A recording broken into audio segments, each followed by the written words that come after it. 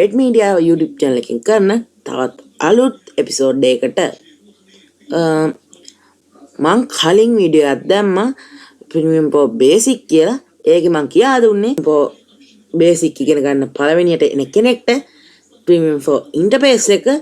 ඉතින් මං හිතුවා ඒක විතරක් පළවෙනියට එන කෙනෙක්ට ප්‍රමාණවත් කියලා. මම ඊළඟ වීඩියෝ වලදී Premiere Pro ගැන කතා කරනකොට කරන්නේ වීඩියෝ කරන්නේ විවිධ එඩිටින් ක්‍රම ගැන විතරයි. ඉතින් මං අද කතා කරන්නේ ඔයගොල්ලෝ කලින් වීඩියෝ සීරීස් එක බැලුවා නම් ඒකේ මං ඔයගොල්ලෝ දැකලා ඇති ඒ වීඩියෝ එක ඉබේම zoom වෙනවා. ඉතින් මං අද කියලා දෙන්නම් කොහොමද මං එහෙම zoom කරගත්තේ කියලා.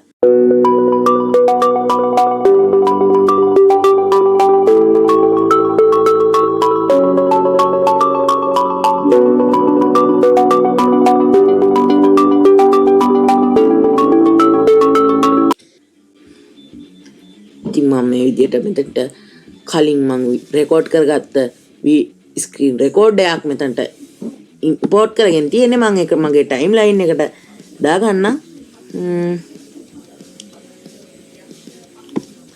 අපි ඉස්සෙල්ලා මේක zoom කරගන්න ඕනි තැන හොයාගෙන ඉමු. හරි.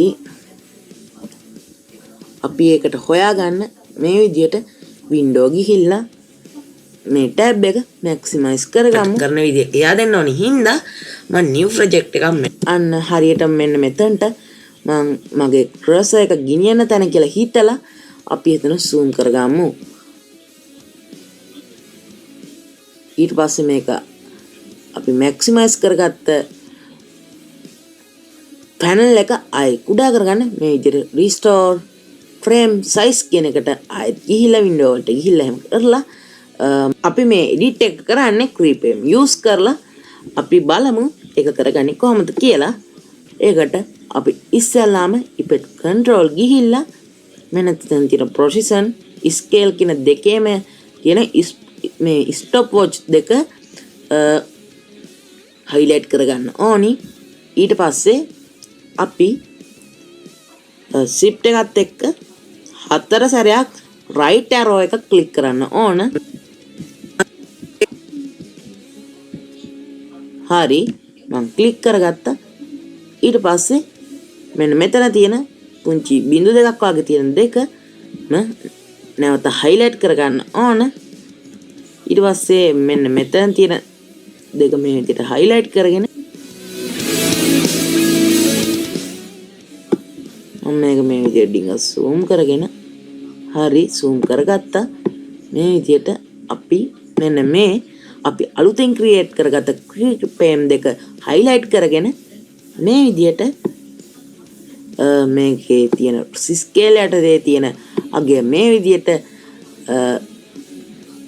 තියෙන එක උඩ ක්ලික් කරගෙන drag කරාම මේ විදිහට ඔයගොල්ලන්ට පේනවා ඇති අපේ වීඩියෝ එක zoom වෙනවා.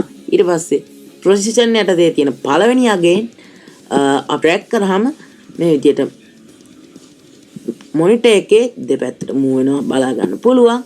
ඊට පස්සේ මේ විදිහට ඊළඟ අගයට ක්ලික් කරාම දෙවෙනි අගයට ක්ලික් කරාම උඩටයි යටටයි මූව් වෙනවා අපිට බලා ගන්න පුළුවන්.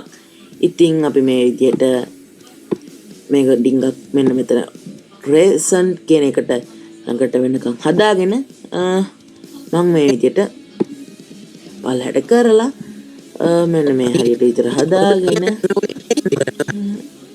මෙන්න මෙතනට විතර හදාගෙන ඔයගොල්ලන්ට වැඩේ හරි ගිහිල්ලාද නැද්ද ගහ මොනිටර් එක නැවතත් මැක්සිමයිස් කරගෙන මේක මම මෙන්න මේ විදිහට ප්ලේ කරනවා.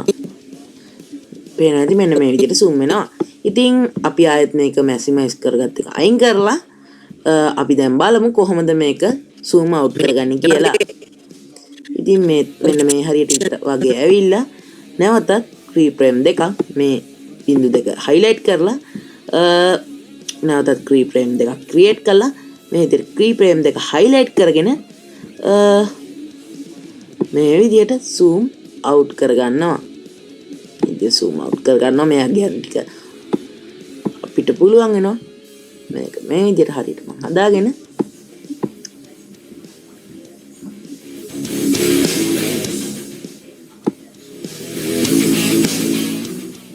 මේ විදියට zoom out කරගන්න.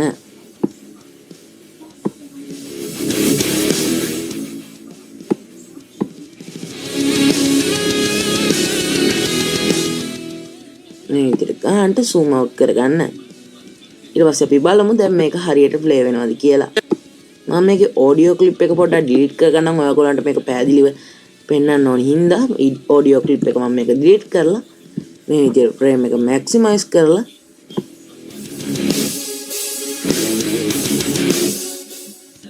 හරි වෙන මේ හරියේ මම ආ ෆ්‍රේම් එක මැක්සිමයිස් කරලා වැඩේ හොඳට වෙලාද කියලා අපි බලමු. හරි පේන නැති zoom out වුණා.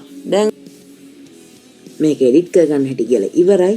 මේ වීඩියෝ සීරීස් එක ඔයගොල්ලන්ට වටිනවා කියලා හිතනවා නම් ලයික් කරන්න, ෂෙයා කරන්න, මගේ YouTube channel එක subscribe කරන්න.